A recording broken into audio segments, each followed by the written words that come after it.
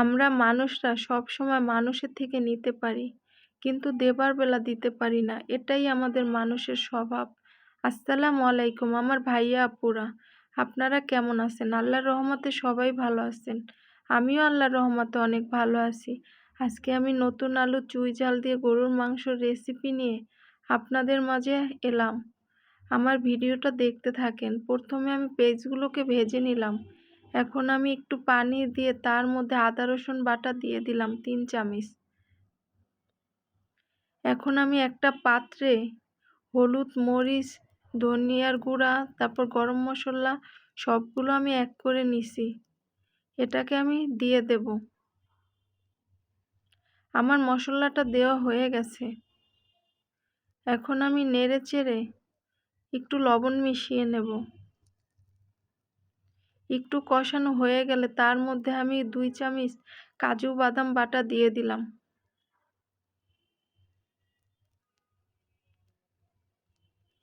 আমার কষানো হয়ে গেছে। এখন আমি মাংসগুলোকে দিয়ে দেব। এভাবে রান্না করে খেয়ে দেখবেন, অনেক মজা লাগে বাদাম বাটা দিয়ে। আমি এখন মাংসগুলোকে দিয়ে দিলাম। এখন আমি ঢাকনা দিয়ে কিছু সময় ঢেকে রাখবো।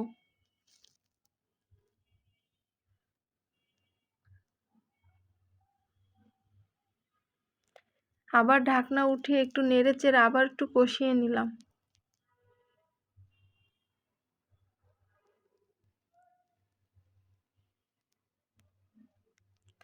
এখন আমি কেটে রাখা নতুন আলুগুলোকে দিয়ে দেব।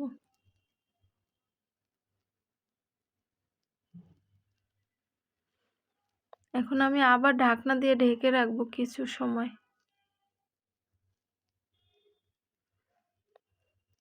এখন আমি চুই ঝালের ঠালগুলোকে দিয়ে দিলাম। আমার কাছে 4টা ঠালই ছিল, ওগুলোকেই আমি দিয়ে দিলাম।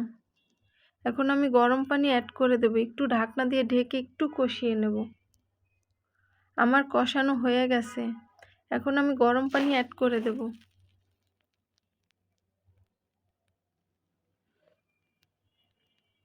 আমার একটু মাংসটা হয়ে আসলে তারপর আমি অন্য একটা পাত্রে নিয়ে নেব। আমি অন্য একটা পাতিলে ঢেলে নিলাম। এখন একটু পরে আমি জিরার গুঁড়ো দিয়ে দেব। আমার মাংস রান্নাটা কেমন হয়েছে কমেন্টে জানাবেন। যদি কেউ একটা লাইক দিতে ভুলে গিয়ে থাকেন তাইলে একটা লাইক দিয়ে দেবেন। আপনার একটা লাইকে আমার এই ভিডিওটা অনেক ভাইয়া আপুদের কাছে পৌঁছে যাবে। আর যারা যারা আমার ভিডিওটি দেখছেন তাদেরকে জানাই অসংখ্য